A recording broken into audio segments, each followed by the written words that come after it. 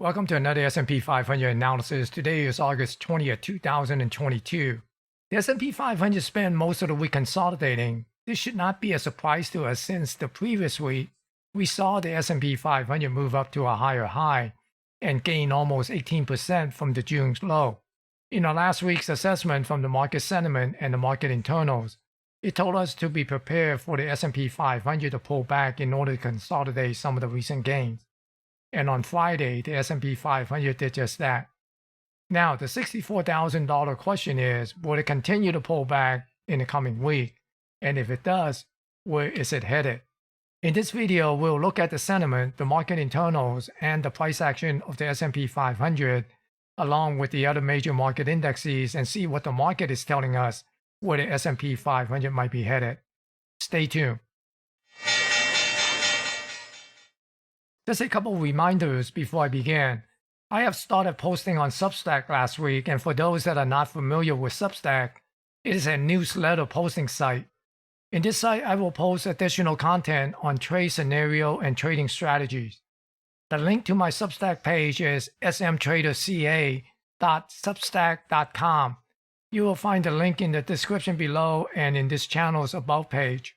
Go check out the content and let me know if you like them or not. Do not forget, I will post another video on Sunday where I will discuss price level and price scenario to watch for the coming week for the SPY, QQQ, IWM, and couple of FANG stocks, Apple and Tesla. One last thing, if you like the content in this video, be sure to click the thumbs up to give it a like. This will help promote this video on YouTube. And if you have not subscribed to this channel, click the subscribe and the notification icon. As always, if you have any questions or comments, please post them in the comment section below. Now let's begin with the S&P 500 analysis. On this weekly chart of the S&P 500, we see a small bearish weekly shooting star candle.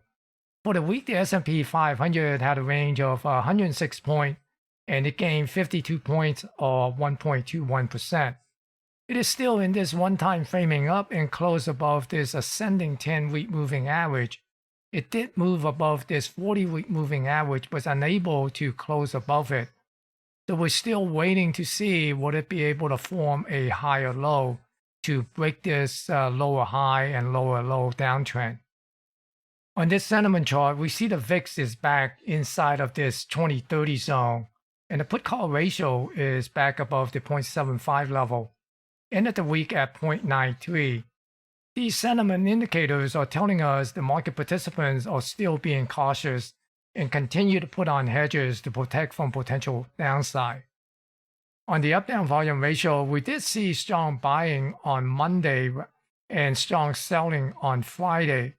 And on the daily advanced decline, we did see broad market participation on the upside on Monday and broad market participation on the downside for Wednesday and on Friday. And for the New York Stock Exchange new high, new low, we did see on Friday, that was the only day throughout the week that there were more 52-week low than 52-week high. And the level is still relatively low.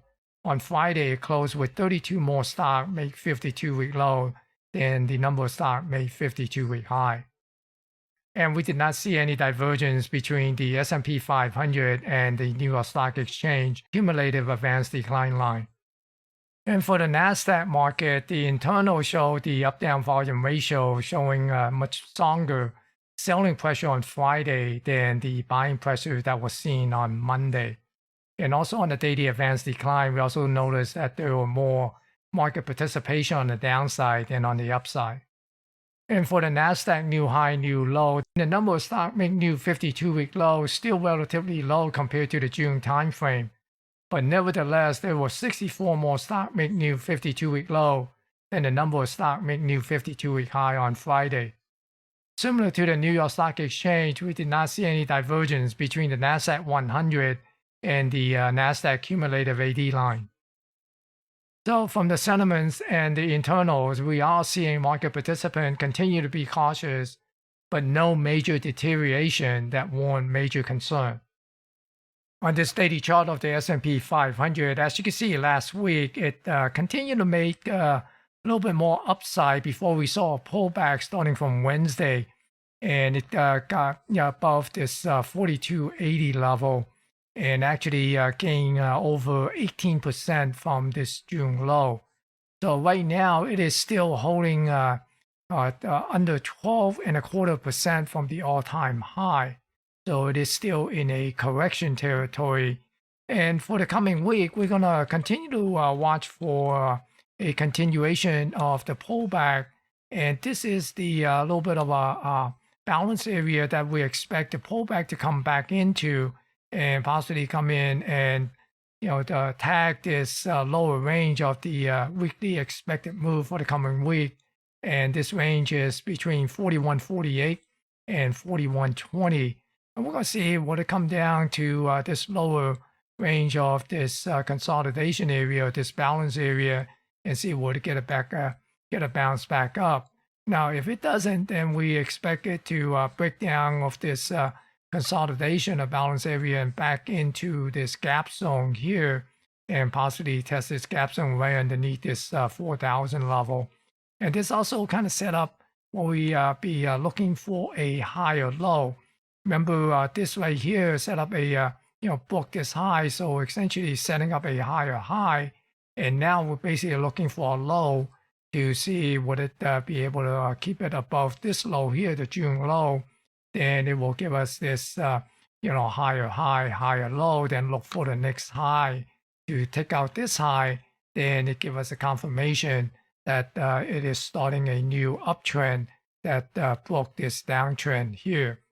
Now, if it only do a little bit of a minor pullback and then decide to continue to push higher, so we might see something like coming down to this 4180 and pushes up and get back above this 4286 and pushes into take out this high here and get above this upper range of the expected move, which is between 4320 and 4308.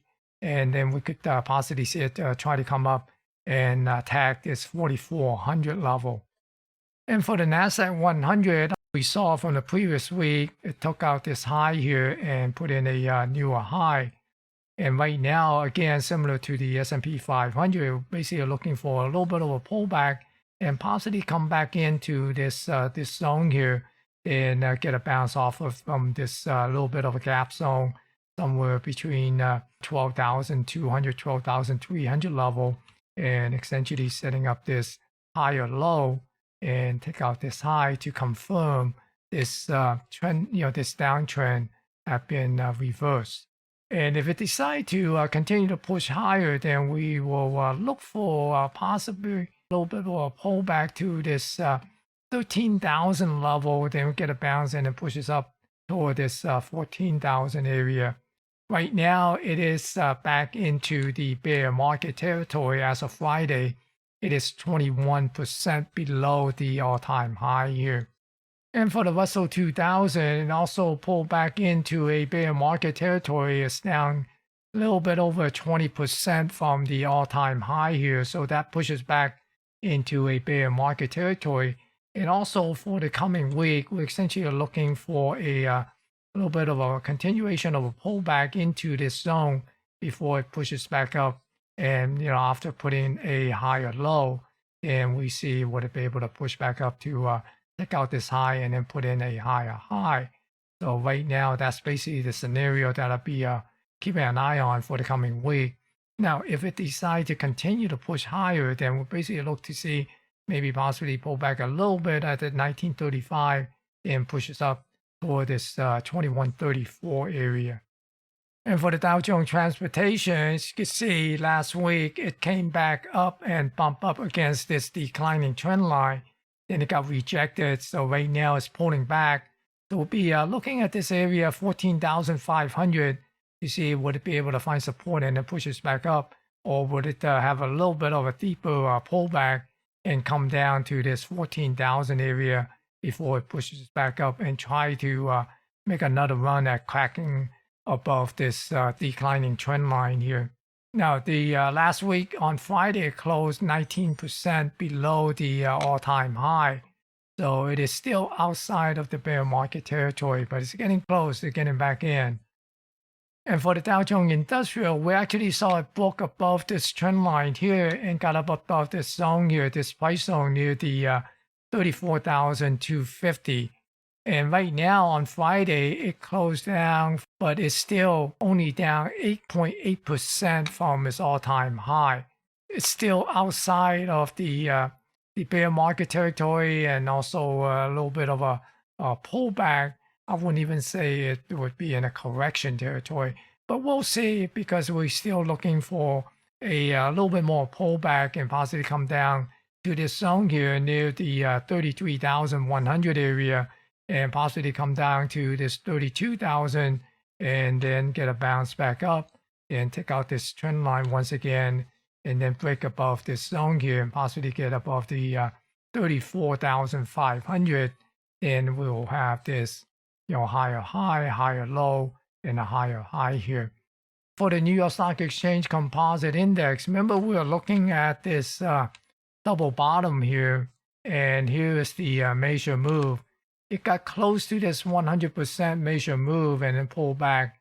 Right now it's sitting at this zone here between the 15,600, somewhere around here. So we're going to see, would it be able to get a bounce off of here and actually come up and tag this 100% major move just slightly above the 16,000 level, or we'll continue to pull back and maybe take out this test this trend line here and possibly move back up and then tag this 100% major move. So we'll see what have a deeper pullback, come back and check this pivot high here, this double bottom pivot high near 15,000 level, or will it just kind of chop around over here and then push back up? So essentially setting up a little bit of a trend line up here. Then we can see it maybe come up and tag this 16,000 level.